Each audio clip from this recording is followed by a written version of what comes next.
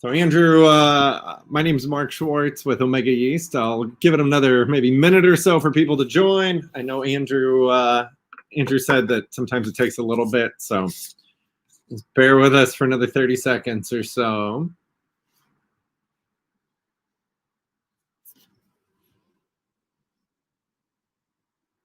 Hopefully everyone's having a good day.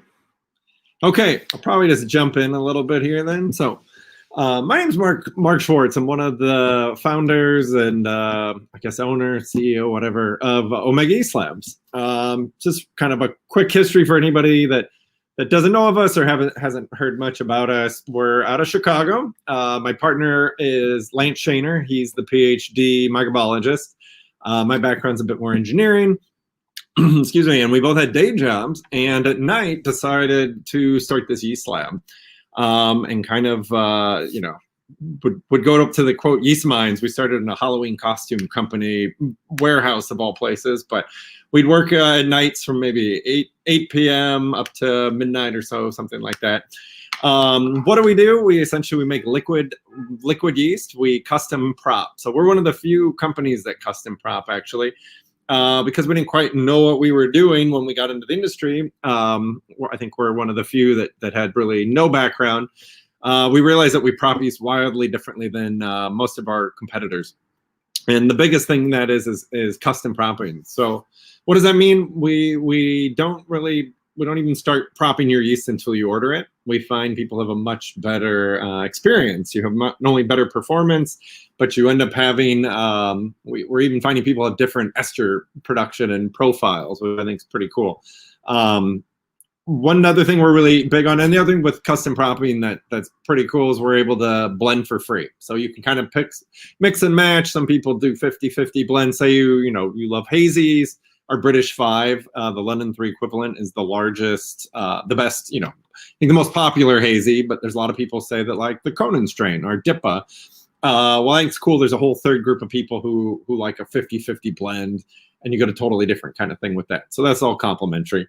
The other thing we're big on is education. So if you ever have questions, have any before, during, after brew day, never hesitate to contact us at info@omegayeast.com, or you can call us on our web. You always get, if you go on our website, you can always find our number, and you always get a yeast expert. You're not going to get somebody who's just going to bullshit you, but actually get down to what you need to know. If we don't know the answer, we'll go run some experiments and we'll find out for you what you need. So we're here as a help. We're always around. So besides offering all the traditional strains that you're used to using, I think what we're really well known for is a lot of our unique strains. Some of those include, for instance, our Lacto is awesome for kettle souring. I'm actually wearing the shirt. If you're familiar with our Saisonstein, is our first hybrid. For anybody who's ever brewed with the Le Chouffe, the Belgian strain, the DuPont, the DuPont strain. If you've ever brewed with that, you get that DuPont stall. So if you go up or down a degree, it'll stall for weeks. And what my partner Lance was able to do was get into the lab, and as most people know, yeast is asexual. He figured out a way to force certain strains to mate. And we actually were able to mate the French Saison and the DuPont Saison. And we ended up with 220 genetically unique children. So this is no different than you and your siblings getting random traits from your parents. These 220 children got random traits from both parents. And we started doing gallon batches of all of those strains until we found one, the Saisonstein, that kind of has the best of both worlds. It tastes very similar to DuPont. We love that taste. It's just it's so difficult to brew with. So it tastes like DuPont, but it's a beast like the French Saison. So it's able to ferment out very reliably and quickly and fast, and you kind of get the best of both worlds. Another one we recently did was Goulot, which we made the French Saison in the Irish ale, and some of those children end up being non-phenolic, so it didn't have that clove pepperiness, but is dry and diastatic, so it can get to like 80-90% apparent attenuation.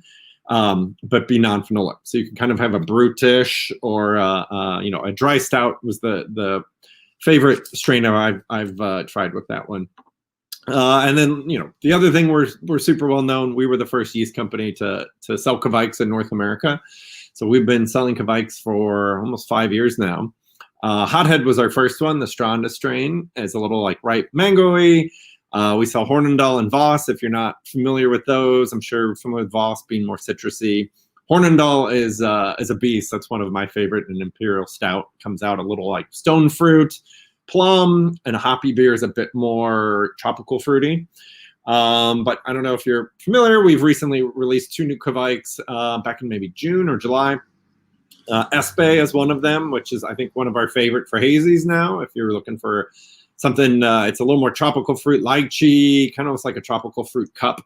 And it works phenomenal in hazy. So if you're looking for a little switch up on your hazy game, I highly recommend the Espe. And then our other one is our clean Kveik, Lutra. And that was a kind of cool story. We, using our Hornindal, one of our customers in Ohio, happened to brew a pseudo lager with Hornindal at 75, and we were kind of floored how clean it came out.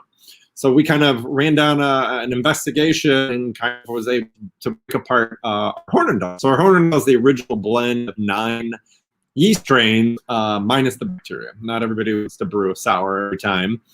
And in isolating those 9 strains, we found one strain that was responsible for that cleanness. And we decided to sell that one strain, isolated strain by itself, and it's called Lutra. So you can ferment, the cleanest to ferment it at is around 68 to 72. Comes out amazingly clean. If you want to go straight up to 95, there's a little dash of fruitiness, but there's plenty of people making all kinds of pseudo lagers, pseudo pills. If you want a more traditional stout, sort of that sort of thing, and really have the malt and the other characteristics come through, I highly recommend Lutra. And what we're finding Lutra to be even cooler about, and it's not a product we've quite launched yet, but we will very soon, we're about to launch something called Proper Seltzer. And essentially our R&D team from last summer was working kind of on what nutrients are needed for mead, and we were able to kind of snowball that into also seltzers. So for those who haven't brewed a seltzer before, kind of the biggest difference, and we get asked all the time, what yeast strain should I be using to make a seltzer? Well, the real question is, what nutrients should I be using to make a seltzer? And we've essentially formulated this recipe that you can brew 100% sugar seltzer. So kind of like brewing beer, but you're just using 100% sugar.